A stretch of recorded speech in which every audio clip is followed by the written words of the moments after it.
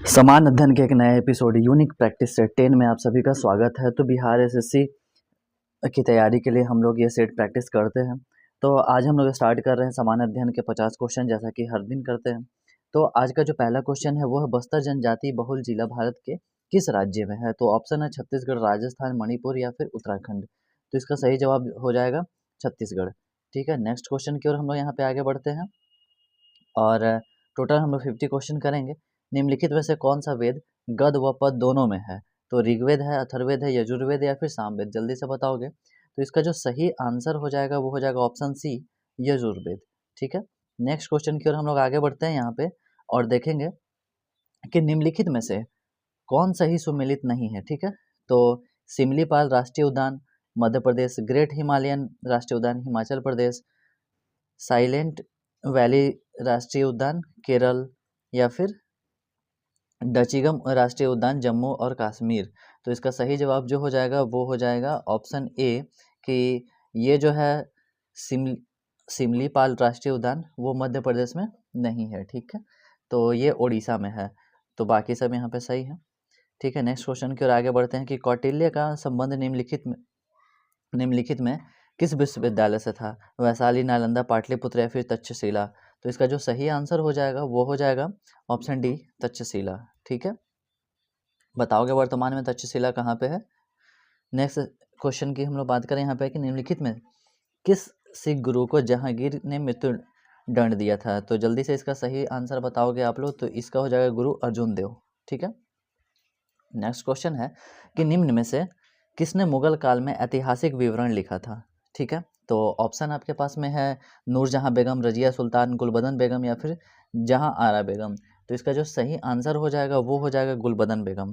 ठीक है, next question की ओर हम लोग यहाँ पे आगे बढ़ेंगे कि सिराजुद्दौला के साथ अंग्रेज ने क्या की थी, जल्दी से बताओगे कौन सी संधि की थी। तो अलीनगर की संधि थी, बीजापुर की संधि थी, मगध की संधि थी या फिर उपरोक्त में से कोई नहीं। तो इसका जो सही आंसर हो जाएगा वो हो जाएगा अलीनगर की संधि, यानी कि राइट आंसर ए हो जाएगा। नेक्स्ट क्वेश्चन की ओर हम लोग आगे बढ़ेंगे यहाँ पे कि गारो खासी पहाड़ी कहाँ स्थित है। तो इसका जो सही आंसर हो जाएगा जल्दी से आप लोग बताओगे देख करके। तो मिजोरम होगा, त्रिपुरा या फिर नागालैंड या फिर मेघालय। तो इसका जो सही आंसर हो जाएगा राइट आंसर है डी, मेघालय। नेक्स्ट क्वेश्चन की ओर हम लोग यहाँ पे आगे बढ़ें कि पूना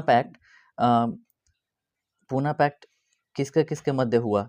ठीक है, तो इसका जो राइट आंसर हो जाएगा वो हो जाएगा ऑप्शन डी, अम्बेडकर और गांधी। ठीक है, नेक्स्ट क्वेश्चन में हम लोग आगे बढ़ेंगे और यहाँ पे देखेंगे कि 1917 के कलकत्ता अधिवेशन में कांग्रेस के अध्यक्ष थे। तो कौन थे अध्यक्ष 1917 के कलकत्ता अधिवेशन में। मदन मोहन मालवीय, एनी बेसेंट, लोकमान्य तिलक या फिर मौलाना अबुल कलाम आज़ाद। तो इसका जो राइट आंसर हो जाएगा वो हो जाएगा एनी बेसेंट। ठीक है, यानी कि ऑप्शन बी। नेक्स्ट क्वेश्चन है कि poverty and un British rule in India के लेखक थे।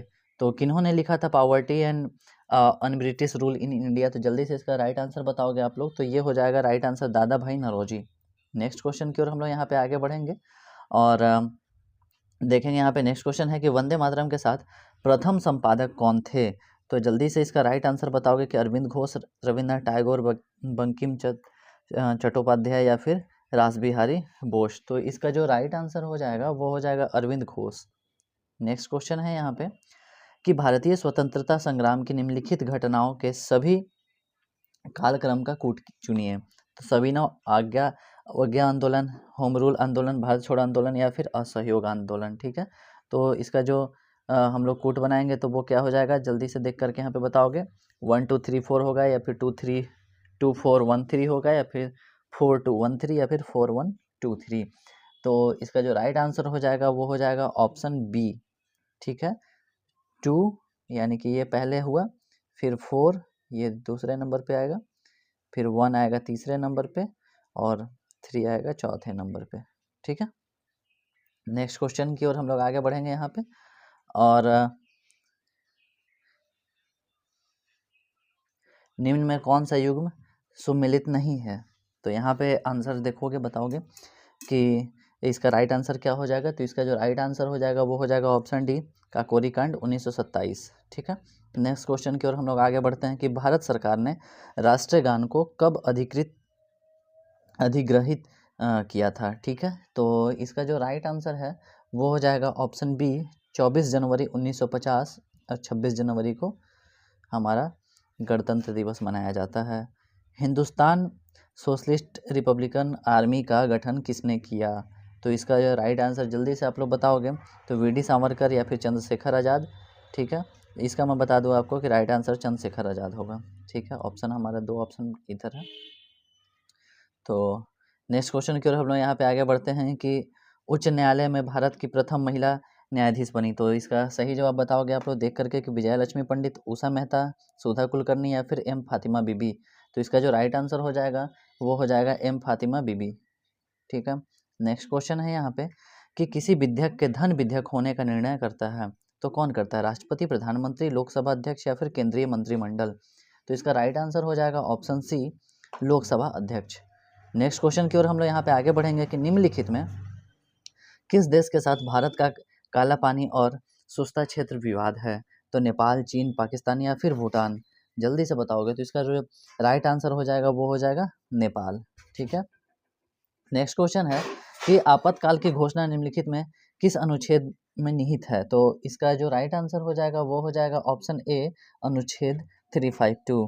ठीक है, नेक्स्ट क्वेश्चन की ओर हम लोग यहाँ पे आगे बढ़ेंगे कि राज्य के नीति निर्देशक तत्वों का प्रावधान संविधान के किस अनुच्छेद में किया गया है? तो जो राज्य के नीति निर्देशक तत्व हैं वो अनुच्छेद 36 से 51 में इसका विवरण है। ठीक है, इसमें हम लोग को देखने के लिए मिलता है। नेक्स्ट क्वेश्चन है कि ब्रिक्स, BRICS का मुख्य उद्देश्य क्या है? तो इसका जो मुख्य उद्देश्य है वो है आर्थिक विकास और व्यापार में प्रगति। ठीक है, नेक्स्ट क्वेश्चन की ओर हम लोग यहाँ पे आगे बढ़ते हैं और देखेंगे कि भारतीय संविधान के निम्नलिखित में से किस अनुच्छेद में भारत के राष्ट्रपति पर महाभियोग की प्रक्रिया का उल्लेख है? तो बताओगे, भारतीय संविधान के बारे में पढ़ लेना है एक बार अच्छे से। तो 60 होगा, 62 होगा, 61 होगा या 59 होगा। तो इसका जो राइट आंसर हो जाएगा वो क्या हो जाएगा? वो हो जाएगा 61। ठीक है, नेक्स्ट क्वेश्चन है अब कि भारत में अंतः स्थलीय नौसंचालन के लिए जलमार्ग कितने किलोमीटर लंबा है? तो इसका जो राइट आंसर हो जाएगा जल्दी से बताओगे कि 14,500, 1200, 1300 या 16,500। तो इसका राइट आंसर हो जाएगा ऑप्शन ए, 14,500। ठीक है, नेक्स्ट क्वेश्चन यहाँ पे हम लोग देखेंगे कि नाटो क्या है? तो जल्दी से आप लोग बताओगे कि नाटो क्या है? तो नाटो उत्तरी अमेरिका और यूरोपीय देशों के बीच एक सैन्य संबंध है। ठीक है, नेक्स्ट क्वेश्चन की ओर हम लोग आगे बढ़ते हैं यहाँ पे कि भारतीय अर्थव्यवस्था में निम्न क्षेत्रों में से कौन सा पूर्णतः निजी क्षेत्र है? तो कृषि, वस्त्र, परिवहन या फिर दूरसंचार। तो इसका जो राइट आंसर हो जाएगा वो हो जाएगा कृषि। ठीक है, नेक्स्ट क्वेश्चन है यहाँ पे कि निम्नलिखित में भारत के किस राज्य में साक्षरता प्रतिशत सर्वाधिक है?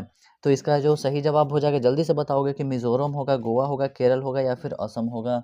तो इसका जो राइट आंसर हो जाएगा वो होगा केरल, यानी कि ऑप्शन सी यहाँ पे सही है। नेक्स्ट क्वेश्चन है कि सुंदर वन डेल्टा बनाती है तो गंगा नदी, यमुना नदी या सतलज नदी या फिर कृष्णा नदी पे। जल्दी से बताओगे तो सुंदर वन डेल्टा बनाती है वो कहाँ बनाती है? तो गंगा नदी पे। ठीक है, नेक्स्ट क्वेश्चन है कि निम्नलिखित में कौन सा पुरस्कार खेल अनुशिक्षण कोचिंग यानी कि कोचिंग में उत्कृष्ट उपलब्धि के लिए दिया जाता है? तो इसका जो राइट आंसर हो जाएगा जल्दी से बताओगे द्रोणाचार्य पुरस्कार, फाउंडर पुरस्कार, युवा पुरस्कार या फिर धन्वंतरी पुरस्कार। तो इसका राइट आंसर है द्रोणाचार्य पुरस्कार। नेक्स्ट क्वेश्चन की ओर हम लोग आगे बढ़ेंगे और देखेंगे यहाँ पे कि निम्नलिखित में कौन सा युग्म गलत है? झारखंड कोयला के लिए, राजस्थान बॉक्साइट के लिए, कर्नाटक क्रोमाइट के लिए या फिर केरल मोनाजाइट के लिए। जल्दी से बताओगे तो राइट इसका आंसर क्या हो जाएगा? ऑप्शन बी, जो कि राजस्थान में बॉक्साइट नहीं पाया जाता है, झारखंड में कोयला पाया जाता है, कर्नाटक में क्रोमाइट पाया जाता है, क्रोमाइट, या फिर केरल में मोनाजाइट। ठीक है, तो याद रखोगे इन चीज़ों को। नेक्स्ट क्वेश्चन की ओर हम लोग यहाँ पे आगे बढ़ते हैं और देखेंगे कि क्वेश्चन नंबर 31 में क्या लिखित में कौन सा युग्म गलत है? तो झारखंड कोयला, राजस्थान बॉक्साइट, कर्नाटक क्रोमाइट या फिर केरल मोनाजाइट। जल्दी से इसका राइट आंसर बताओगे तो देखो, झारखंड कोयला के लिए है, प्रसिद्ध है, कर्नाटक क्रोमाइट के लिए है, केरल मोनाजाइट के लिए है। तो यहाँ पे जो ऑप्शन गलत है, बॉक्साइट जो है, बॉक्साइट उड़ीसा में पाया जाता है। ठीक है, तो नेक्स्ट यहाँ पे जो हमारा राइट आंसर हो जाएगा कि कौन सा युग्म गलत है, तो वो राजस्थान, ऑप्शन बी। ठीक है, नेक्स्ट क्वेश्चन की ओर हम लोग आगे बढ़ते हैं कि स्थानांतरित कृषि को भारत के उत्तर पूर्व राज्यों में किस नाम से जाना जाता है।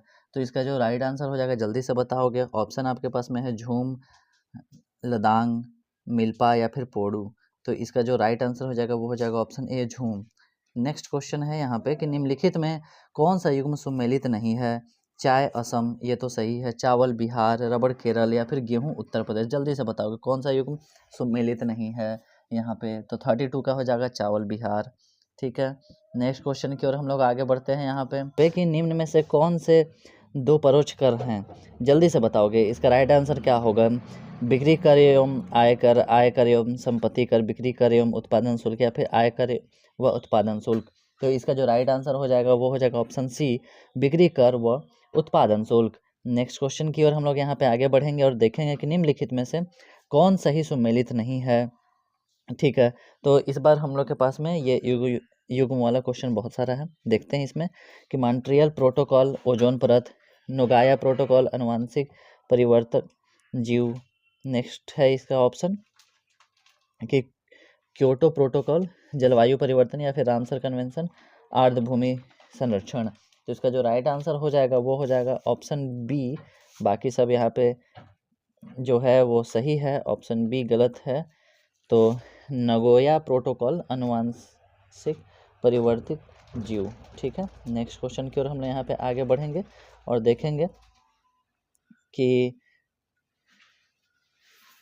IRDP का मुख्य उद्देश्य है। तो IRDP का जो मुख्य उद्देश्य है जल्दी से बताओगे यहाँ पे देख करके। निर्यात संवर्धन, कुशल राजकोष प्रबंधन, बैंकिंग सुधार या फिर ग्रामीण विकास व निर्धनता निवारण। तो इसका जो राइट आंसर हो जाएगा वो हो जाएगा आपका ग्रामीण विकास व निर्धनता निवारण। ठीक है, नेक्स्ट क्वेश्चन है कि सापेक्ष निर्धनता का अर्थ है। तो सापेक्ष निर्धनता का जो अर्थ है वो हो जाएगा आर्थिक असमानताएं। ठीक है, नेक्स्ट क्वेश्चन है यहाँ पे कि भारत में राष्ट्रीय आय का आकलन एकत्रित किया जाता है नीति आयोग द्वारा, RBI द्वारा या फिर केंद्रीय सांख्यिकी कार्यालय द्वारा या फिर भारतीय सांख्यिकी संस्थान द्वारा।